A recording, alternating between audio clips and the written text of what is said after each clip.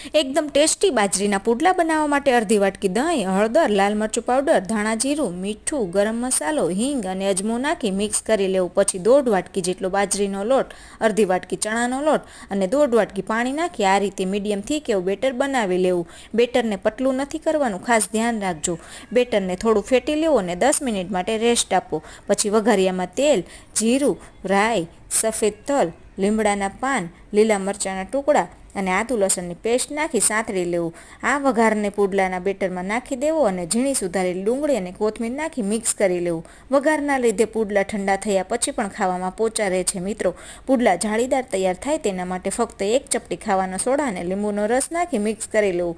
પુડલા બનાવવા માટે ગરમ તવા ઉપર થોડું તેલ સ્પ્રેડ કરી ઉપર થોડા તલ સ્પ્રિંકલ કરી દેવા અને બેટરને અંદરથી બહારની બાજુ નાખતા જઈને પુડલાને પાથરી દેવું. મીડિયમ ગેસની ફ્લેમ ઉપર તેને કૂક કરી લેવો. તો સબસ્ક્રાઈબ કરી દેજો પ્લીઝ અને એકવાર